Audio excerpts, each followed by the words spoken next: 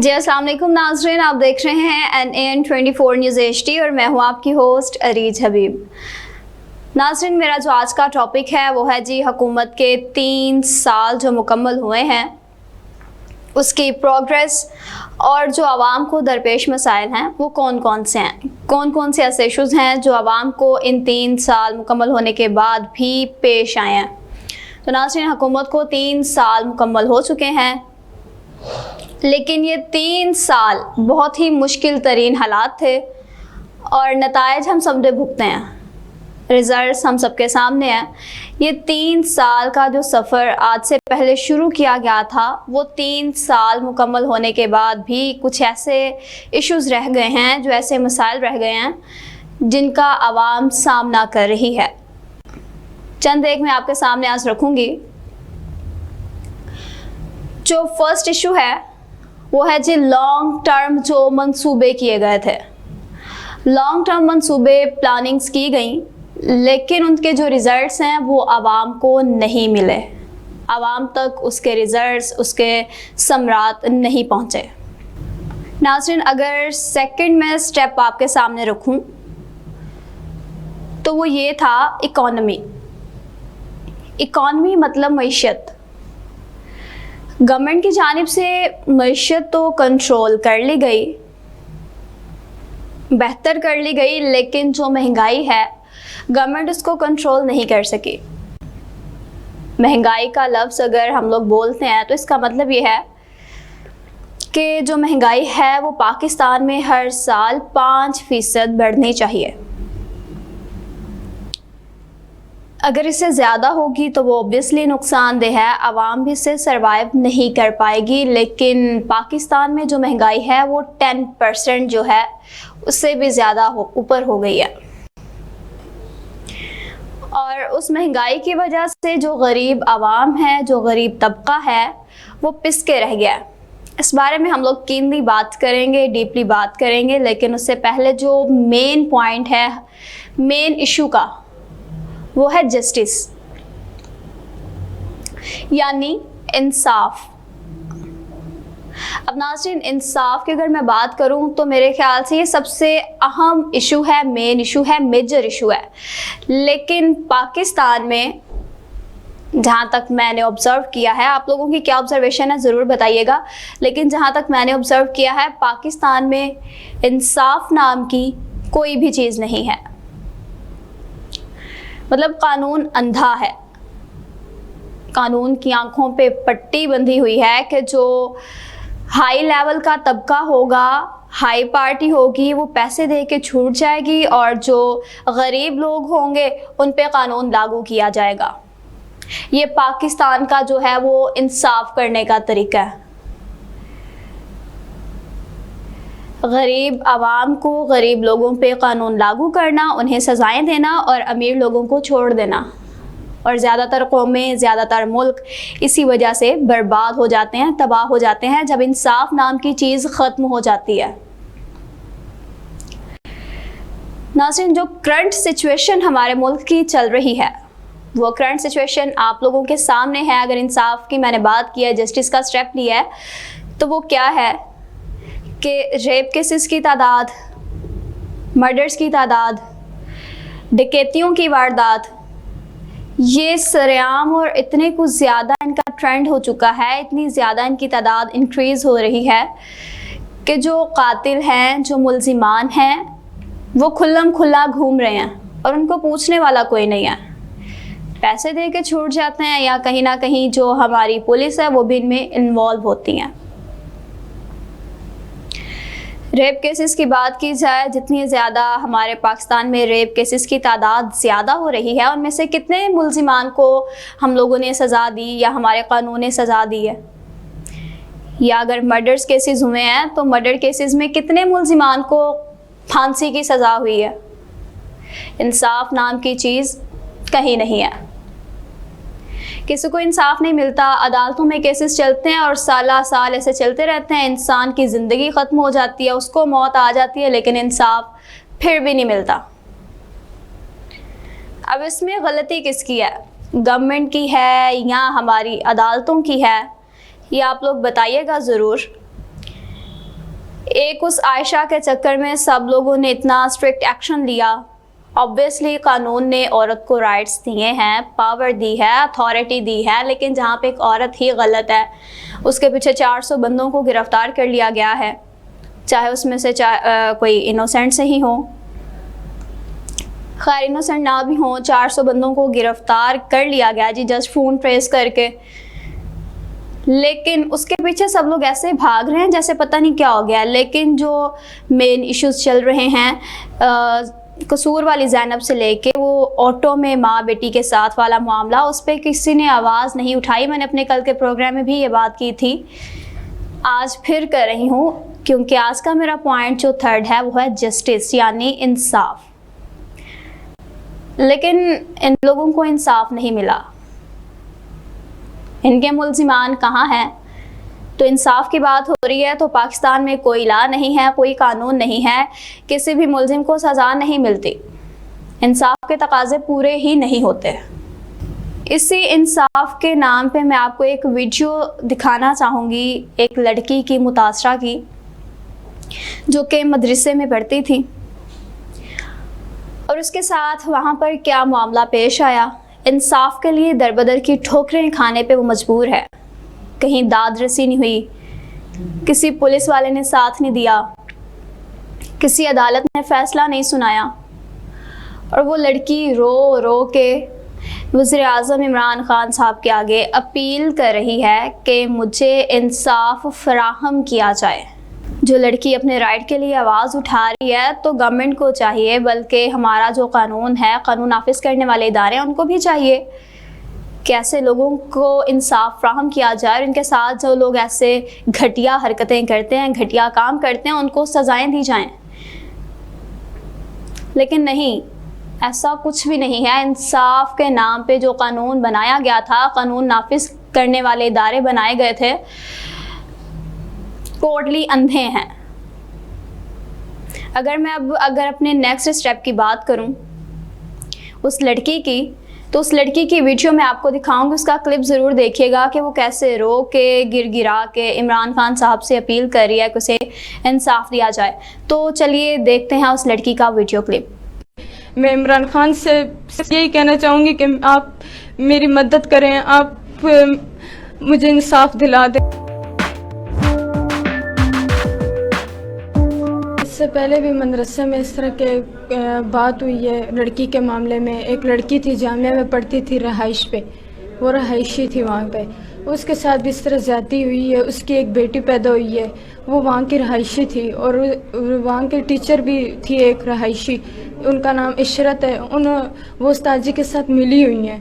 उन्होंने मुझे भेजा उस्ताद जी के कमरे में, और वो मेरे साथ फिर पीछे खुद भी हैं। बैठो, मैं उधर ही खड़ी हुई थी, फिर उस्ताद जी खड़े हुए हैं, उन्होंने कहा कि दरवाज़ा बंद करो। फिर दूसरी जो बाजी थी वहाँ की रहायशी इशरत, उन्होंने फिर दरवाज़ा बंद किया। उस टाइम मैं थोड़ी सी घबरा सी गई थी। फिर उस्ताद जी खड़े हुए मेरे आगे आ रहे थे, फिर मैं पीछे हो रही थी। उस्ताद जी कहते क्यों घबरा रही हो? मैंने कहा नहीं, मैं नहीं घबरा रही। डर रही हो? मैंने कहा मैं नहीं डर रही। फिर उस्ताद जी मेरे आगे आए, उन्होंने जैसे ही मेरा हाथ पकड़ा है, उस टाइम मैंने कहा उस्ताद जी मेरा हाथ छोड़ें और मुँह से बात करें आप। उन्होंने फिर एक बाजू के बजाय मेरा दूसरा बाजू भी पकड़ा है। दूसरा बाजू पकड़ के तुम मुझे कह रहे थे आप डर रही हो ना? मैंने कहा मैं डर नहीं रही, मेरे हाथ छोड़ें। आगे से कहते हैं कि क्यों शोर मचाओगी आप, ये शोर मचाओगी, कोई मदद के लिए आएगा, किसको बुलाओगी आप? अगर आपने आवाज़ भी निकाली मैं आपको मार दूंगा, उन्होंने ये कहा। फिर मैंने जैसे मुझे शोर का भी मौका नहीं दिया, मैं जैसे ही मैंने बोला मैं शोर मचाऊंगी, कहते हैं बजाओ। उन्होंने एकदम मेरे मुंह पे हाथ रख लिया, मुझे शोर का भी मौका नहीं दिया कि मैं किसी को बुला देती मदद के लिए। उस टाइम बाजी वो जो इशरत थी वो भी बैठी हुई थी, सारा तमाशा देख रही थी चुपचाप। उन्होंने मेरा मुंह नोचा, मुझे थप्पड़ मारे, और फिर उन्होंने मेरे पिलर के साथ मेरा सर मारा। उस टाइम मेरा सही मुंह सूज गया था और मेरे निशानात बहुत तेज, बहुत बुरी हालत हो गई थी उस टाइम मेरी। फिर उन्होंने मेरा दुपट्टा खींचा, मेरे साथ गलत काम किया। फिर गलत काम करके फिर मुझे कावा उन बाजी ने पिलाया, वो इशरत, उन्होंने कावा पिलाया। और फिर मैं जब चक्कर आ रहे थे मुझे, तो उन्होंने मेरे साथ हुई थी, तो उधर मुझे चक्कर से आ रहे थे, निशावर चीज़ दी थी कोई कावा, उस कावा ही दे रहे थे, खाने को भी कुछ नहीं दिया। 2 दिन उसी कमरे में मैं कैद थी।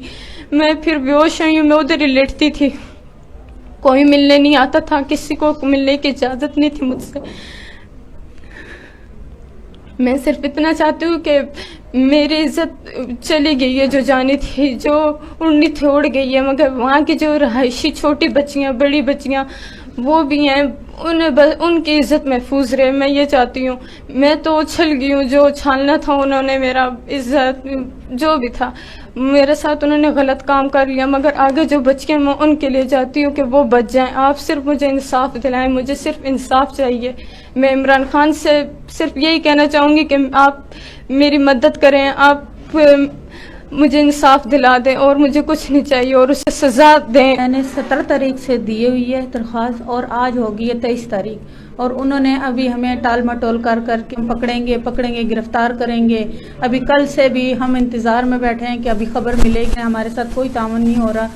और बस मैं इमरान खान साहब से और वज़ीर पंजाब दाखिला साहब से यही कहना चाहती हूँ कि मेरी अपील सुने। मैं अपील करती हूँ कि मेरी मदद की जाए और उसे गिरफ्तार किया जाए जल्द से जल्द। नाज़रीन, नेक्स्ट स्टेप आ जाता है कि इदारों की खुद मुख्तारी और आज़ादी। इमरान खान साहब ने जो इदारों को आज़ादी और खुद मुख्तारी का नारा बुलंद किया था, उसका बैकफायर किया गया। उस नारे के नतीजे में क्या हुआ कि खान साहब ने अपनी ही पार्टी के बंदों के पाँव और हाथ सब काट दिए। कहने का मतलब क्या है कि अब जो एमपीए है या एमएनएज हैं, उन्हें अपने हलके के काम करवाने के लिए ना मिन्नतें तरले करनी पड़ती हैं कि हमारे हलके के जायज़ काम है, इसे कर दें। लेकिन वहीं पे जो टॉप पर बैठे हुए लोग हैं, उनका काम ऐसे यूं चुटकियों में पूरा हो जाता है, उसको मुकम्मल कर लिया जाता है। क्यों? क्योंकि वो टॉप पे बैठे हुए और रिचेस्ट लोग हैं, ज़्यादा सुनी जाती है। तो वही बात आ जाती है अमीरी और गरीबी की। अमीर को अमीर तर बनाया गया है यहाँ पे और गरीब को गरीब तर बनाया गया है। इंसाफ नहीं। और आज भी जो रिश्वतबाजी का बाज़ार है, जो काम भी चलते हैं, उसमें पैसा, उसमें मेरिट को नहीं मद्देनज़र रखा जाता। इनफैक्ट जो हाई लेवल की पार्टी होगी उसकी वाह होती है। अब नाज़रीन, नेक्स्ट स्टेप जो आता है वो है पैराशूटर्स का 2013 से 18 तक का सफ़र। पैराशूटर्स को आगे करने की वजह से जो असल वर्कर है, जिसने 2013 से 2018 यानी 2013 से 2018 तक जो स्ट्रगल की, जो मेहनत की, जो जद्दोजहद की, वो मायूस हो गया। वाई? क्या रीज़न थी? मायूस इसलिए हो गया क्योंकि उसने हकीकी मायनों में जो वर्कर्स थे उन्हें खड्डे लाइन लगा दिया। और इस बात का मकसद ये है कि आप इसका मुशाहदा अपने अपने हलकों में कर सकते हैं कि उस वक्त वहाँ पे क्या सूरत हाल है। एवरीथिंग की आप एनालिसिस कर सकते हैं, एग्जामिन कर सकते हैं और देन हमें कमेंट बॉक्स में बता भी सकते हैं। अब नाज़रीन, नून लीग के दौरे हुकूमत की बात की जाए तो वो हमारा पाकिस्तान मुल्क, जिससे सियासतदान बैठे कब से लूटते आ रहे हैं और लूटने की वजह से पाकिस्तान की जो आवाम है वो पिसती जा रही है महंगाई की वजह से। नाज़रीन, नून लीग के दौरे हुकूमत में जो लॉन्ग टर्म एग्रीमेंट्स किए गए थे, उसका खमियाजा हम सबको भुगतना पड़ रहा है। और ये एक ऐसा टाइम बम है जो वक्तन फवक्तन फटता रहता है और हासिल कुछ भी नहीं। महंगाई, आवाम को सब्सिडी, आवाम की पहुंच से आम खाने पीने की अशिया भी उसकी पहुंच से दूर होती जा रही हैं। लेकिन इस टाइम बम का जो हमारी गवर्नमेंट है मुस्तकिल तौर पर सद्देबाब भी नहीं कर सकी। अब अगर हम लोग बात करेंगे हुकूमत की सब्सिडी की, तो हुकूमत की सब्सिडी भी आवाम को नहीं मिली गई।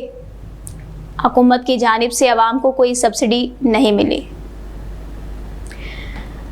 आम अशया खुर्दनोश की जो कीमतें हैं वो आसमानों से बातें कर रही हैं। और जो महंगाई के ये टाइम चल रहा है, टफ़ टाइम चल रहा है, कोविड की वजह से भी आपके सामने सूरत हाल रही है कि कारोबार कितना इफ़ेक्ट हुआ।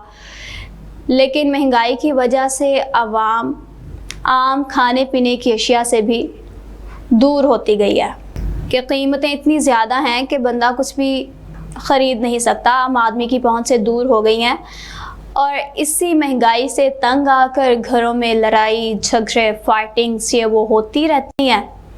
और देन यहाँ किसी की जान चले जाती है, कुछ तंग आकर सुसाइड अटेम्प्ट कर लेते हैं, और कुछ जो है वो फाका कशी पर मजबूर हैं। कहने की बात यह है कि महंगाई की वजह से आवाम को रिलीफ नहीं दिया गया। आवाम जो है वो बेजार है, तंग आ चुकी है कि हमें रिलीफ फराहम किया जाए, कुछ रिलीफ दिया जाए कि बंदा अपनी ज़िंदगी खुशहाल तरीके से गुजार सके। नाज़रीन, अब बात की जाए अगले स्टेप की, अगले इशू की, तो वो है धड़ल्लाबाजी। ये वो चीज़ है जिसने पीटीआई को बहुत ज़्यादा नुकसान पहुंचाया। धड़ल्लेबाजी में क्या होता है कि एमपीए है या एमएनए है, अगर एक धड़ल्ला एमपीए या एमएनए के पास है तो दूसरे धड़ल्ला के लिए किसी और पार्टी जो है उस बंदे के पास भी किसी ना किसी इदारे का कंट्रोल है। यानी ये लोग अपनी पार्टीज के साथ सिंसियर नहीं होते और अपने ही जायज़ काम जो हैं वो एक दूसरे की चपकलश में रुकवा देते हैं। एक दूसरे के दिल में बुग्स, कीना, ये चीज़ डाल के, जेलसी डाल के तो अपने ही हल्के के जायज़ काम भी रुकवा देते हैं। कोई अपोजिशन के साथ होता है, कोई मौजूदा गवर्नमेंट के साथ होता है। यानी अगर एक बंदा धड़ल्ला है तो दूसरे धड़ल्ले के पास भी क्या है, उसके पास किसी और इदारे का पूरा कंट्रोल है कि कोई नहीं, अगर इस हुकूमत की जानिब से काम नहीं हुआ तो दूसरी किस तरफ से सही। यानी अगर काम मौजूदा गवर्नमेंट नहीं कर पाई तो चलो अपोजिशन तो है ही, ये चीज़ है। तो ये लोग क्या करते हैं, एक दूसरे की चपकलश में अपने ही हल्के के जायज़ काम रुकवा देते हैं। अब अगर नेक्स्ट स्टेप की बात की जाए तो वो है जी वज़ीर आला पंजाब सरदार उस्मान बुज़दार। वज़ीर आला पंजाब की अगर बात की जाए तो नाज़रीन, एक तबका इसको कौम परस्ती बना देता है। अब इसको कौम परस्ती बनाने का मतलब क्या है, क्या वजह है? हालांकि ये एक कमज़ोर वज़ीर आला पंजाब है कि जिसकी गिरफ्त और कमज़ोरी ना होने की वजह से चंद एडमिनिस्ट्रेटर्स और जो कुछ कह लें ताकतवर लोग हैं, कुछ ऊंचे लोग हैं, वो इस कदर ताकतवर बन गए हैं नाज़रीन, इस कदर ताकतवर हो गए हैं, ब्यूरोक्रेसी के कुछ बंदे हो गए कि वो एक दूसरे के मुखालफीन के लिए क्या करते हैं, एक दूसरे को ज़लील ख्वार कर देते हैं। जिस तरह लोग इंसाफ के लिए ज़लील ख्वार खजल ख़राब होते हैं ना, इसी तरह ये मुखालफीन भी एक दूसरे को खजल ख़राब करवाने के पूरे हक़ में होते हैं, पूरी अपनी कोशिश कर लेते हैं। और नाज़रीन, इनमें से कुछ चंद एडमिनिस्ट्रेटर्स ऐसे भी थे ताकतवर जो हमारे वज़ीर आला पंजाब हैं, उनको भी नाकाम बनाने के लिए फुल उन्होंने जदोजहद कर दी, स्ट्रगल कर दी और अपने मिशन में उसको सरवाइव करने के लिए, ये स्ट्रगल्स को कंटिन्यू करने के लिए कि किसी ना किसी तरह जो वज़ीर आला पंजाब है उसको नाकाम कर दिया जाए। ये भी सियासी पार्टी आ जाती है। ऑब्वियसली सुनते हैं, कहा भी जाता है कि जो पॉलिटिक्स है उसमें कोई किसी का बेटा, कोई किसी का बाप नहीं होता। सब लोग कुर्सी के पीछे भागते होते हैं और एक दूसरे के साथ रह के एक दूसरे के ख़िलाफ़ उनके दिल में इतना कीना, एक दूसरे के लिए इतना बुग्स होता है कि एक दूसरे को कुर्सी से नीचे फेंकने, उसको ऊपर चढ़ाने उतारने की कोशिशें, सारी ज़िंदगी इनकी गुजर जाती है इसी में, ये सियासत। और नतीजा आवाम को भुगतना पड़ता है, कभी महंगाई के साथ, कभी जो करंट सिचुएशन है, करंट सूरत हाल है। नाज़रीन, अगला स्टेप आ जाता है ऑफिशियल लोगों के अलावा। सबसे अहम जो चीज़ है वो है ऑफिशियल लोगों के अलावा, चूँकि पार्टी का कोई भी मुतय्यन नहीं होता तो रज़ाकाराना तौर पर लोग क्या करते हैं, रिप्रेजेंट करते हैं अपनी अपनी पार्टी को। पार्टियों के ख़िलाफ़ एक दूसरे के दिलों में वो नफ़रत, जेलसी, पर्सनल दुश्मनियाँ ले आते हैं, और उस वजह से क्या होता है कि ना सिर्फ पार्टी का जो इत्तेहाद है, मुत्तहद होना है, वो कमज़ोर पड़ जाता है, ना सिर्फ आवाम दूर होती है बल्कि पार्टी भी इससे मुतासिर हो जाती है। सबसे लास्ट और अहम सवाल, what's the difference between supporters and workers? ये वो कॉमन सा क्वेश्चन है जो बहुत से लोग नहीं जानते कि सपोर्टर और वर्कर के दरमियान एक्चुअली में क्या डिफरेंस है। तो मैं आपको बता दूं कि नाज़रीन, सपोर्टर और वर्कर क्या होता है। वर्कर वो होता है कि चाहे आपकी पार्टी के साथ बैड लक चल रही है, गुड लक चल रही है, बैड टाइम आया है, गुड टाइम आया है, वो हमेशा आपके साथ मुंसलिक रहेगा, इंटरलिंक्ड रहेगा, आपके साथ वाबस्ता रहेगा।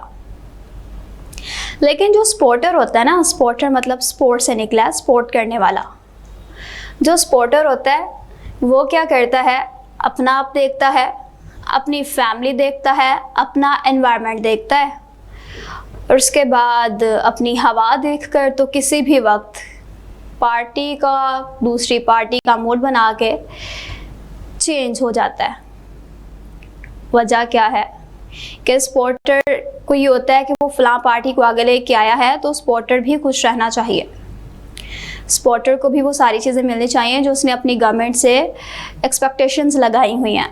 लेकिन जब वो नहीं मिलती तो सपोर्टर क्या करता है, एनवायरनमेंट देखता है कि उसके घर का या ओवरऑल जो बाहर का माहौल है, लोगों ने उससे क्या एक्सपेक्टेशंस लगाई थी कि जब गवर्नमेंट आएगी, इसने उसको सपोर्ट किया तो क्या रिलीफ मिलेंगे। तो ये देखते हुए कि जब कुछ नहीं है तो वो पार्टी का मूड बनाकर दूसरी पार्टी के साथ अटैच हो जाता है और गिव अप कर देता है, फर्स्ट पार्टी से उस पर स्किप अप हो जाता है।